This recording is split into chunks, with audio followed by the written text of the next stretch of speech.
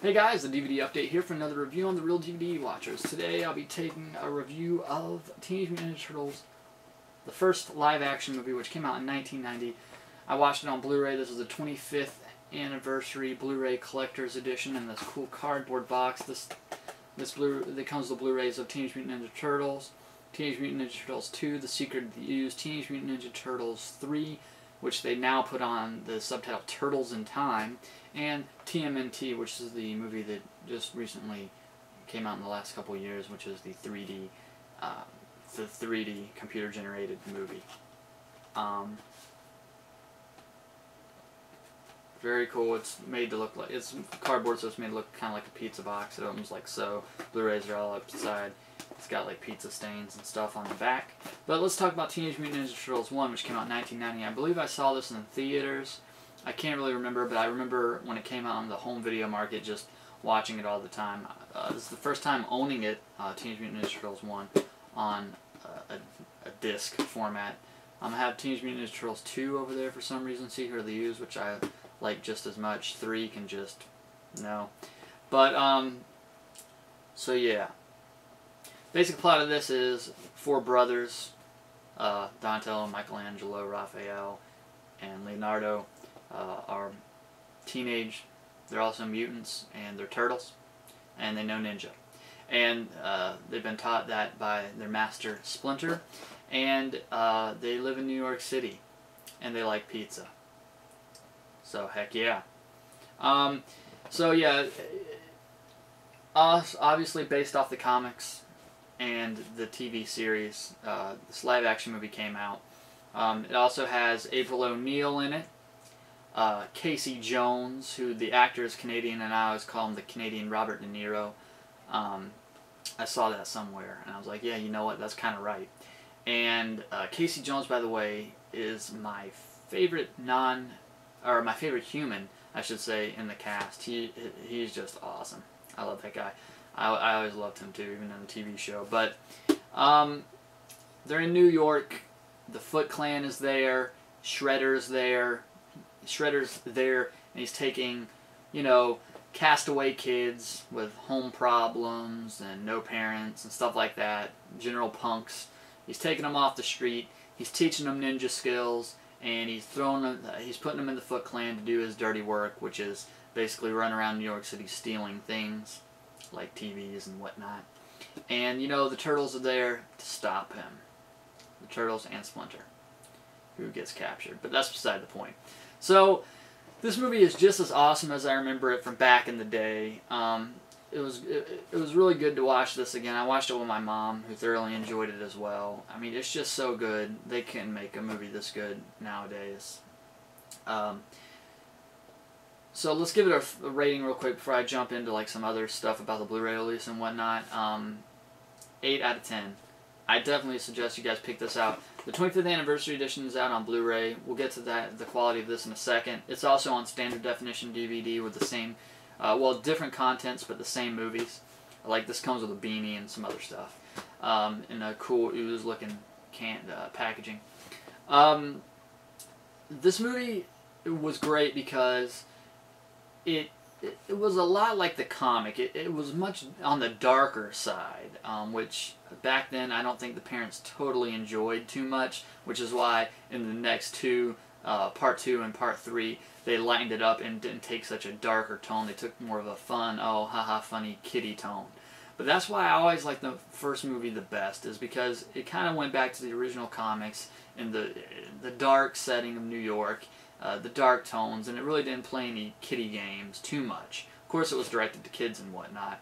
And it's kind of funny, Donatello is voiced by Corey Feldman, which is complete opposite of what Donatello's voice should sound like. Corey Feldman should really have voiced somebody like Michelangelo or something like that, who, by the way, is my favorite of the Turtles. But my guess is because of the stardom, and they wanted to tag his name on the movie, they just let him pick whoever was his favorite turtle, and he got to be the voice of them, which happens to be Donatello.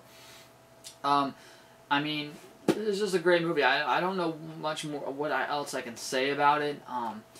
You know, the Foot Clan is bad. They're doing stuff. The Turtles try to stop them and investigate this Foot Clan deal.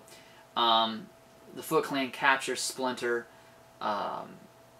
and you know they have to go rescue him pretty much and try to stop the Foot Clan, and it ends with an epic battle on the rooftop against Shredder.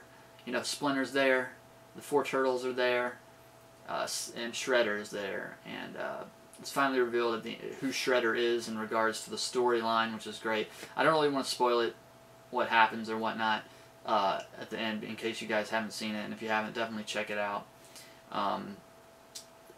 The costume design for the Turtles is awesome. If they were to make a movie today, I would say use the exact same fucking costumes because they were that awesome. Like the actors inside could do all their ninja moves. It looks like quite comfortably through these like latex or whatever the fuck they used for the Turtles, which is awesome. The animatronics for Splinter and all that look great. Much better than the CGI crap they would probably throw in nowadays.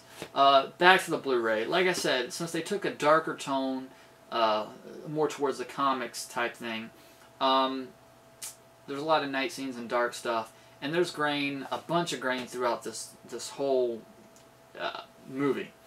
And there's a scene, I think, where Raphael, he gets pissed off or something, and you know, he goes on his I'm a loner type thing in a trench coat, and he's walking outside, and there's just grain all over the place.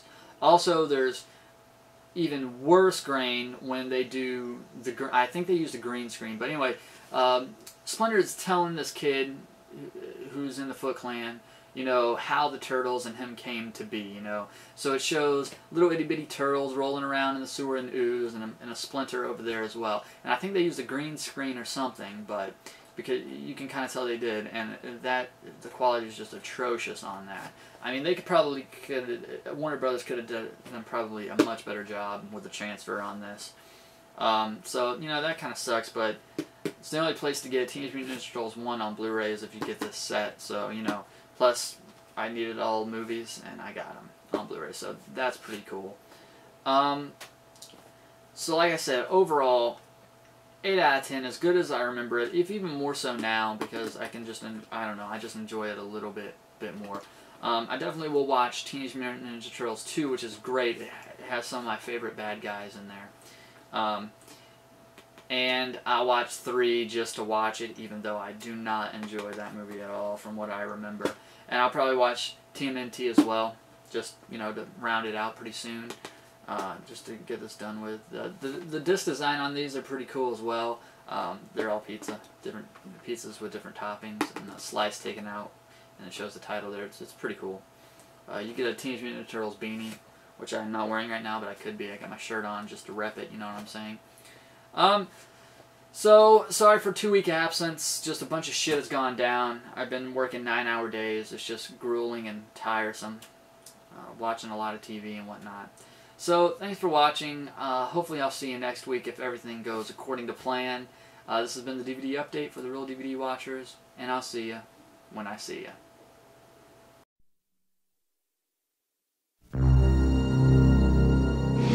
Our family grows. The city itself will be our playground to use as we please, rewarding ourselves and punishing our enemies. We've been looking for you, Miss O'Neill. There is a new enemy, freaks of nature. Together, we will punish these creatures. What the heck was that? Looked like sort of a big turtle in a trench coat.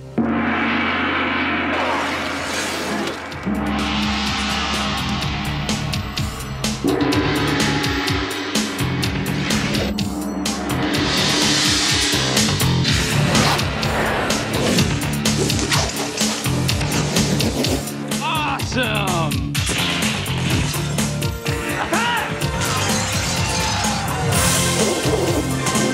Excellent!